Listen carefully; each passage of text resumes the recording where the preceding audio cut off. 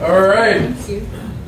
Next, we're going to have Monique Hubartt come up and talk about her rescue with the motorcycles. She's got a bunch of different kinds of bikes. There we are. Put your hands together for Monique.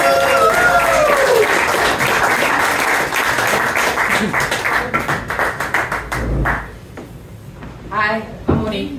I'm into motorcycles. I'm actually on my 5th and 6th motorcycle right now. I have a BMW and a Can-Am at home. So on the days it doesn't go quite so good for this 50-plus-year-old lady, I can still get my wind therapy in. But the story for tonight is about my very first bike, a Yamaha FZ6 Fraser model, so a converted racing bike. And I tricked her out, put some GD bags on her, got her ready to do some adventure touring, adventure riding, and I put miles on her. I was averaging from the word go somewhere between 12 and 15,000 miles and working a full-time job. I just couldn't get enough. Long haul riding is what I love to do. And I've had my share of accidents, and so I've got the handle Murphy. If it's Murphy's Law, you know, you want to stand next to me because it's going to happen to me. No joke. It'll happen to me, and you'll be safe. But on this particular trip, I got my bike and am blessed with having friends who have basically shops in their garages. And I've learned how to do a lot of my repairs and stuff. We went front to back, top to bottom, got her ready because I was going to do Route 66 start to finish. And that's a bucket list item for a lot of people, and I was so excited to do this. Bought the book, did the map, did my research, all this stuff. I was ready. I was even ready for the desert, knowing it was going to get hot. We're riding along, things are going great, and then somewhere around New Mexico, one of my little Farkles, little light starts to indicate battery, starting to have a few issues. I'm like, oh, wait a minute. No, it's not the battery. The bike's starting to overheat. Didn't know it at the time, though. So I just knew if I drove a little faster, it cooled off. It worked out. It was a trade. But I make it all the way out to Santa Monica. Had the greatest time. Met people along the way that were...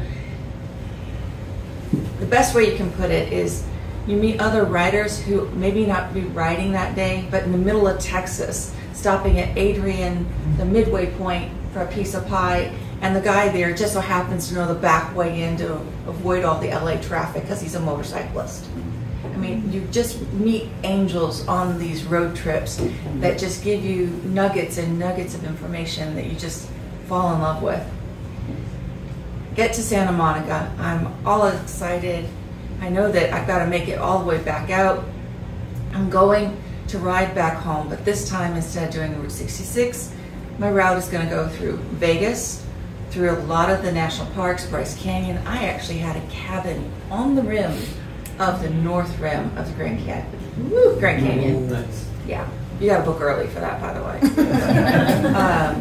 So I'm all excited for this return trip. I'm going to go through Colorado, going to just really live it up. Except on the return, I start to realize, yeah, I probably should have left at like 4 o'clock in the morning because I didn't really consider the factor of the heat, that it was going to get even worse than what I had just gone through. Because Southern California in July is basically a broiler. When I was going through Oatman, California, it was 126 when it melted my thermometer off the bike. I mean, you could feel the hair inside of your gear, on your legs singeing. It's a bad day. That's a bad day. And I should have taken heed, but I didn't. And I was riding with some other riders, and we're headed for Las Vegas. And it was while we're on the roads, I'm noticing, okay, the dark pavement is now gone. We're on white roads because it's getting really hot. And my bike light starts coming back on, and the temperature gauge is going all over the place. So I'm just thinking, I'm in trouble. And this is the stretch of the road that's the gateway to Death Valley, and it is hot. It is hot. I mean, there's signs that say if someone's on the side of the road, you have to stop or you'll be charged. because it's that hot. So the people I'm riding with, I kind of wave at them. I'm like, I gotta go. And I know if I drive fast enough, I'm like quick plugging in the GPS, going, okay, gas station, gas station, gas station, gas station. Where is it at? 14 miles that way, 15 miles that way. I'm not going more than a mile off this expressway, or I'm cookies. I finally, I'm a Midwest girl. I'm finally at the point where I'm learning how to lane split. Because I need to get to where I need to go before my bike dies. Because I know if I pause, that's it, she's toast. I make it to a gas station. My friends catch up with me. She's done. I find out that to get a car out of that area, they start at $400 just to come and talk to you.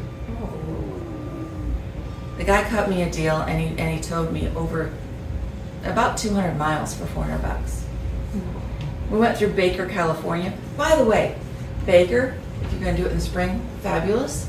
They have the world's record tallest thermometer, and their record temperature was 136.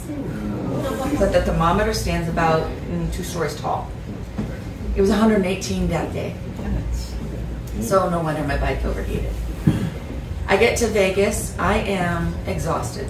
I am done. I'm finished, and I'm thinking, I need to figure out what's wrong with my bike. Why is this happening? Because I don't trust it at this point in time. And I was going through everything that I'd done, front to back, top to bottom. We did the brake fluid. I topped off the coolant. I checked the battery. I did this. I did that. I did a tire. Everything.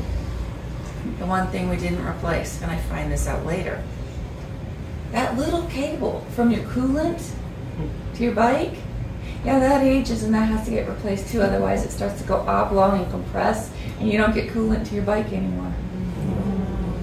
Yeah, that's a $10 fix, by the way.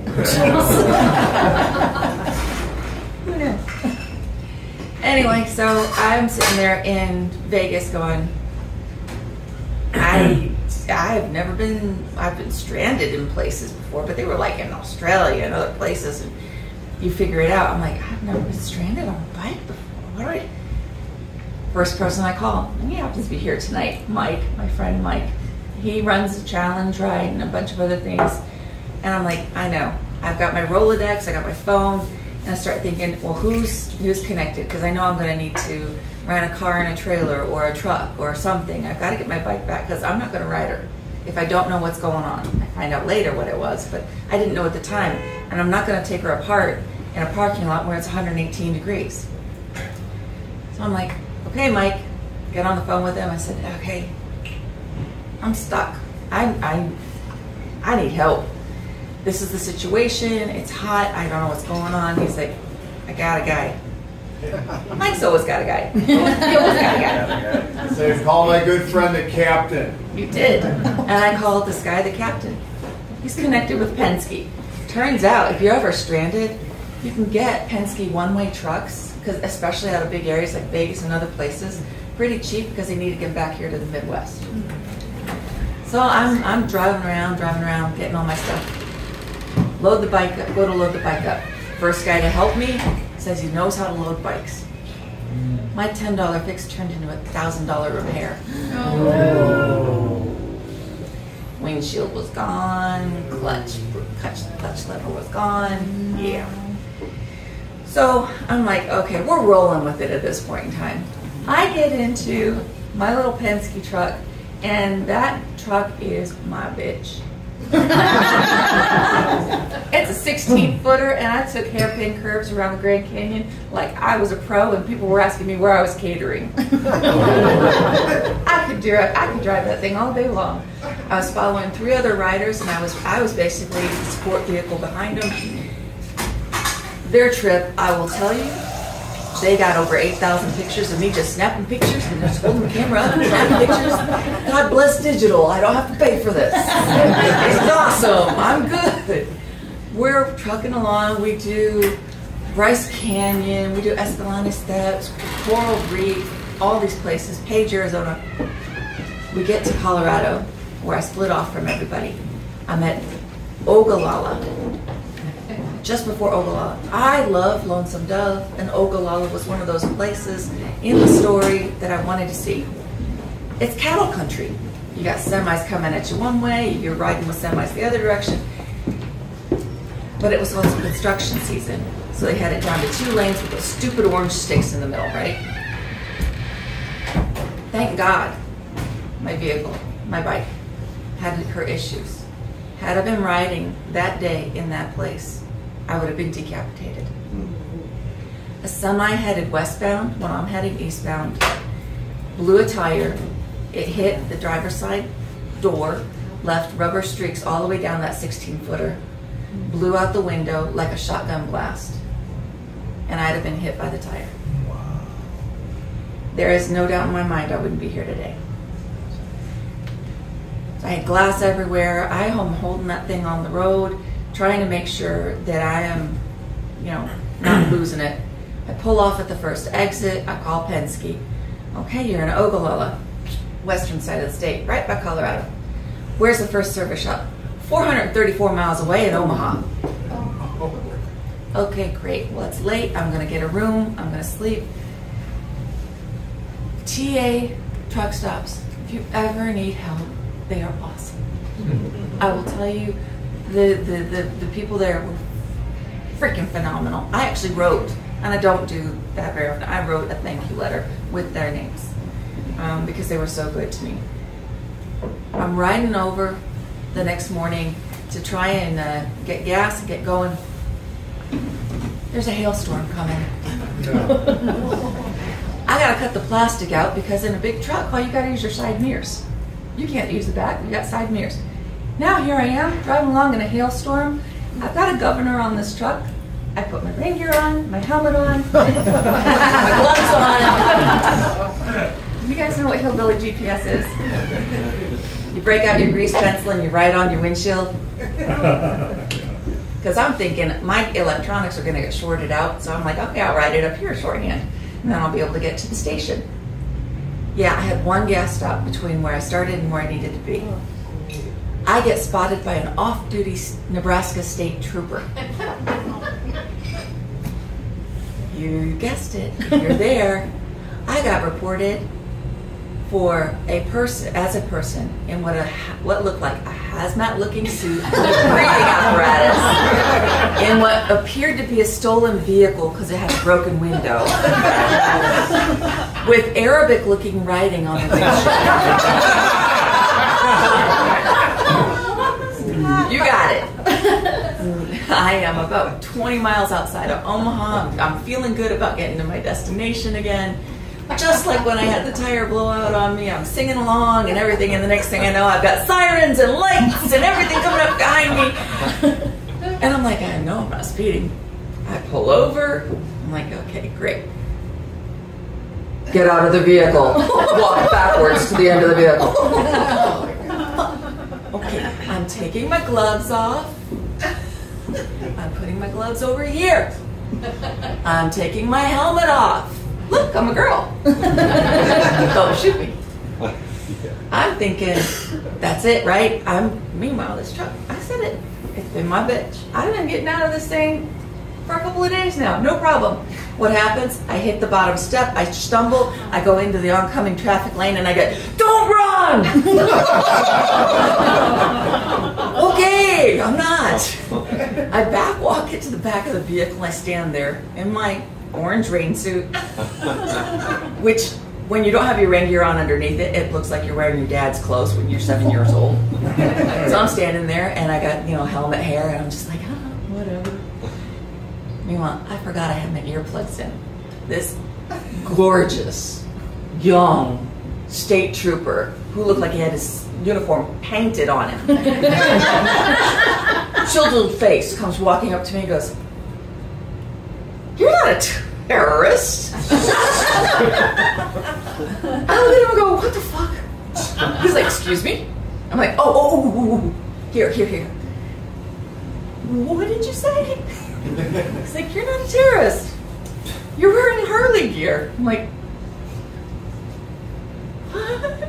I lost lost it. I literally slapped my knee, started laughing, and I don't know what the truckers were thinking going by, because he's laughing. I'm standing there just literally slapping my knee because I can't stand up anymore. I'm just laughing and looking at him and go, do you? I relayed the story of how my bike broke down. I said, do you want to see it? He's like, no. You can't make that shit up. Okay. So I show him my paperwork, I get it going. I head into Omaha and I get everything repaired. When I get to my friend's house, who had been working on the bike with me, I had him unload the bike. When we pull the ramp out, there are still chunks of glass falling off from everything that they cleaned up. And what I realized is just rolling with everything, listening to that gut. We're always told as riders, ride to 80%. You can push it to 100 when you need to, but ride to 80. Listen to your inner voice, do your things. I could have pushed it out of Vegas. I'm glad I listened to my inner voice and said, don't do it. My friends were there to rescue me. I've got a network that's there. And I'm the person who loves my motorcycle and my dogs and maybe like 3 people. So it's one of those things where you rescue yourself, your friends rescue you when you need the extra, and then that inner voice will speak to you when you need it even more. And just listening to it and rolling with it. So I don't know who rescued who, my friends, the inner voice, but I'm glad I listened.